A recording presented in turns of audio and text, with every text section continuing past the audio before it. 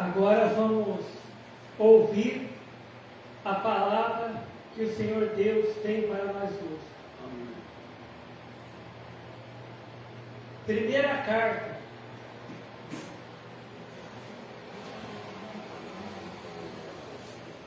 do apóstolo Paulo aos Coríntios, capítulo 14, verso 33. Primeira carta do apóstolo Paulo aos Coríntios, capítulo 14, verso 33, que diz assim: porque Deus não é Deus de confusão, senão de paz, como em todas as igrejas dos santos. Primeira carta do apóstolo Paulo aos Coríntios, capítulo 14, verso 33. Porque Deus não é Deus de confusão, senão de paz, como em todas as igrejas dos santos. Amém. Então aqui está bem claro: Deus não é Deus de confusão. Se Deus não é Deus de confusão, Deus ele não quer que o povo dele viva na confusão. Deus ele quer que o povo dele viva na paz. Então, se Deus é Deus de paz, Deus ele quer que os filhos dele vivam em paz. Então, muitas vezes, tem muitos irmãos, muitos crentes, que eles não vivem em paz. Às vezes crentes que ficam um brigando com o outro, às vezes casais que são crentes, o marido é crente, a mulher é crente, e eles não vivem em paz. Muitas vezes, lares onde o filho é crente, os pais é crente, mas o filho ele não vive em paz com os pais, Só que aqui a palavra de Deus diz que Deus não é Deus de confusão, que Deus é Deus de paz, Então, se tem algum crente que ele vive na confusão, ele tem que deixar a confusão, porque senão ele não vai ser salvo. Aqui em Apocalipse, capítulo 21, verso 27. Apocalipse, capítulo 21, verso 27 diz assim: e não entrará nela coisa alguma que contamine e cometa abominação e mentira, mas só os que estão escritos no livro da vida do Cordeiro. Então, Apocalipse, capítulo 21, verso 27 diz: e não entrará nela coisa alguma que contamine e cometa abominação e mentira, mas só os que estão escritos no livro da vida do Cordeiro. Então só vai entrar no céu, só vai ser arrebatado, quando Jesus voltar, aquele crente que ele vive em paz, aquele crente que obedece a Deus, aquele crente que ele vive na verdade, aquele crente que ele está sempre falando a verdade, aquele crente que ama a Deus em primeiro lugar e ama o próximo, aquele crente que não fica envolvido no meio de confusão, porque Deus ele já deixou escrito aqui em Apocalipse, capítulo 21, verso 27, que aquele crente que faz coisas erradas, aquele crente que é mentiroso, aquele crente que ele fica contaminando as outras pessoas, com mentira, com maldade, com confusão, esse crente ele não vai ter o nome escrito no livro da vida, porque muitas vezes quando a pessoa ela vai, como dizem, aceitar Jesus, o pregador que está lá pregando, ele fala para a pessoa: olha, repete comigo essas palavras: Senhor Jesus, escreve o meu nome no livro da vida, porque eu estou te aceitando. Mas não é tão simples assim, porque para o crente ter o nome escrito no livro da vida, não é só dizer que aceita Jesus, é o crente deixar mentira, é o crente deixar confusão, é aquela pessoa parar de ficar arrumando confusão, de ficar arrumando briga, de ficar arrumando contendas, né? Então, aceitar Jesus é aceitar o que Jesus ensinou. Jesus ensinou os crentes a viver na confusão? Não. A palavra de Deus, ela diz que uma vez os apóstolos, eles estavam ali, né, no meio de uma confusão, né, um discutindo com o outro quem era o maior entre eles. E Jesus foi lá e acabou com aquela confusão. Jesus acabou com aquela discussão. Jesus falou, olha, né, entre aquelas pessoas, né, que não servem a Deus, tem essa história de quem é o maior e quem é o menor. Mas no reino de Deus, né, aquele, né, que quer ser o maior, seja aquele que serve. Aquele que governa, seja como aquele que serve também, né? Porque eu que sou filho de Deus, eu não vim aqui na terra para ser servido, mas para servir, né? Então Jesus acabou com aquela confusão que os apóstolos arrumaram, né? Porque Jesus, ele não aceitava ali no ministério dele confusão, né? Porque Jesus, Deus e o Espírito Santo, eles não são de confusão, né? Porque muitas vezes tem crente que diz que foi batizado no Espírito Santo, mas fica arrumando briga, fica no meio de confusão, fica ali no meio de mentira, né? Fica ali no meio de fofocas, né? Então esse crente, o nome dele não está escrito no livro da vida, porque o nome está escrito no livro da vida, né, do Cordeiro de Deus, né? Porque existe diferença entre a pessoa ter o nome escrito no livro de registro de uma igreja, como membro de uma igreja, e ter o nome escrito no livro da vida. Tem pessoas, tem crentes, que o nome dele só está escrito lá no livro de registro de membro da igreja. O nome dele só está escrito numa carteirinha de membro, mas não está escrito no livro da vida. Então, o crente, ele tem que ter o nome dele escrito no livro da vida, né? E às vezes ele pensa, tem crente que pensa que só porque ora por revelação, só porque passa profecias, o nome dele está escrito no livro da vida, né?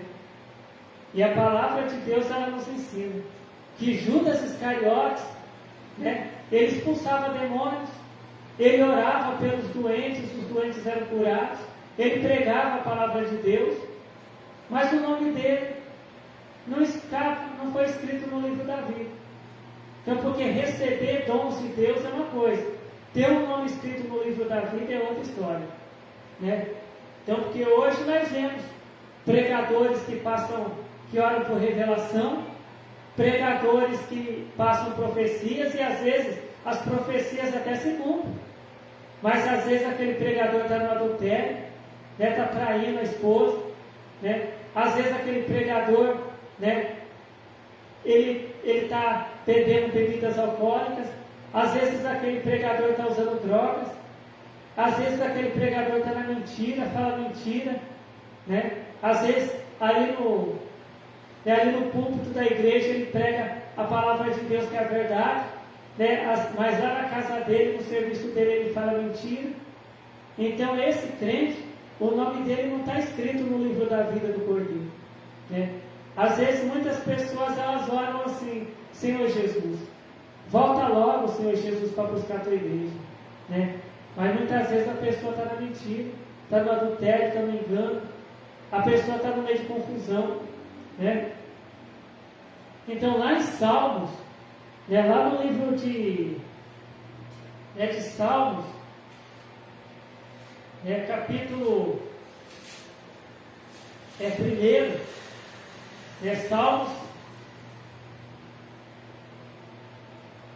Salmos capítulo 1,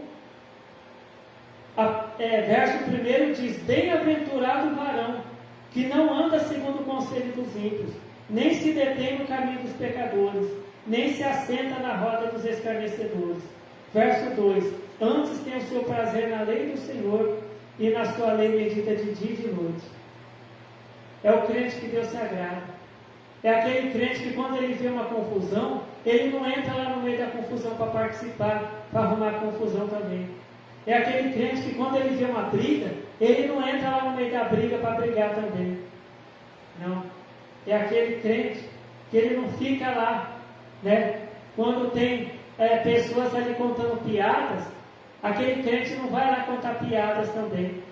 Quando ele vê pessoas falando mentira, ele não vai lá falar mentira também não. Né? É o crente que agrada a Deus, né? Que é aquele crente que ele tem alegria na lei do Senhor. Salmo capítulo 1, verso 2. Antes tem o seu prazer na lei do Senhor, e na sua lei medita de dia e de noite. É aquele crente que Deus se agrada. O crente que o nome dele está escrito no livro da vida, é aquele crente que ele procura obedecer a Deus de dia e de noite também.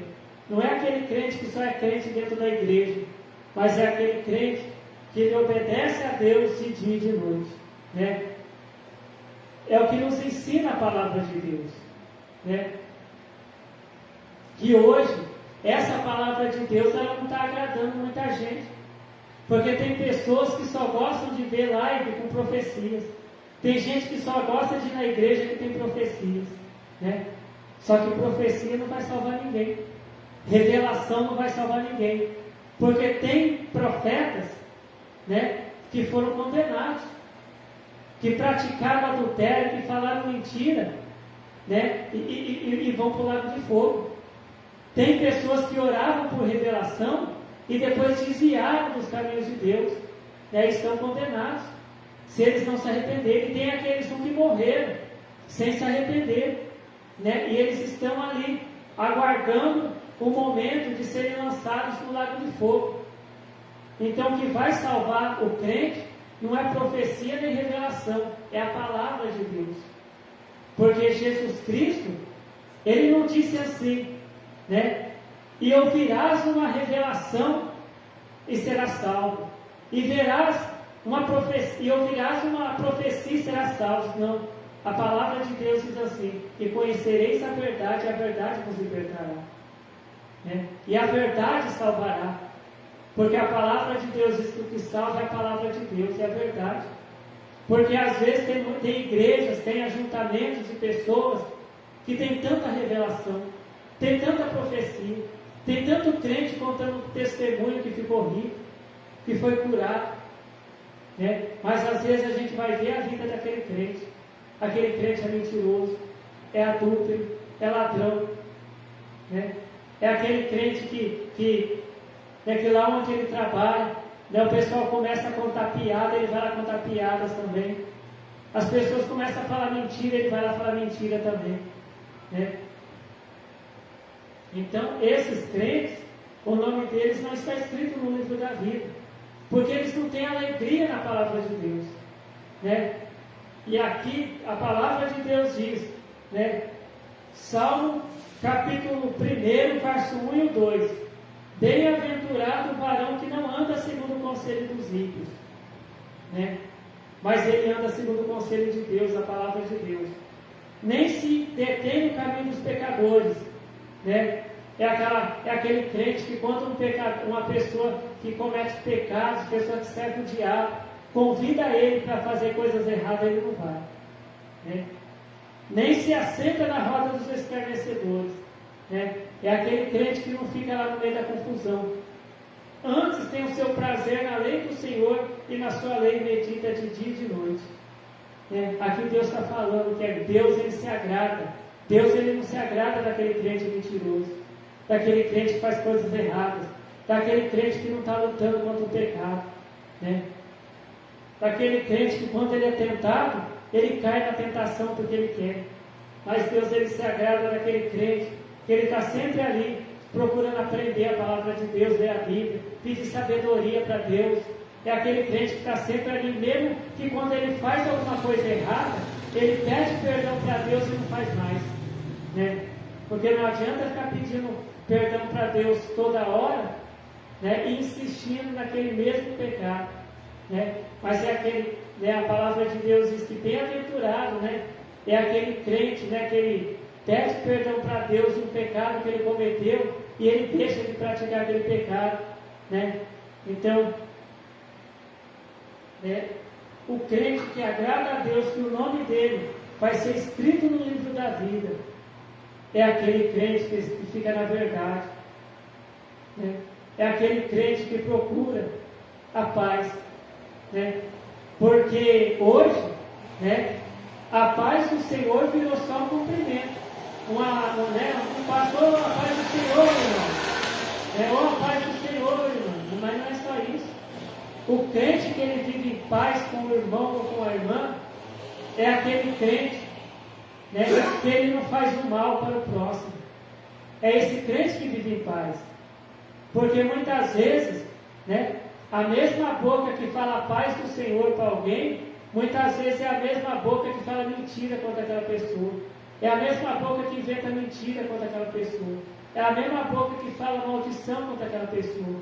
Porque a palavra de Deus diz que de uma mesma boca pode proceder bênção e maldição. Só que Deus diz que não pode ser desse jeito, né? Aquele mesmo crente que saúda o outro com a paz do Senhor Deus, com a paz do Senhor Jesus, tem que ser aquele mesmo crente que é aquela mesma boca que fala a verdade.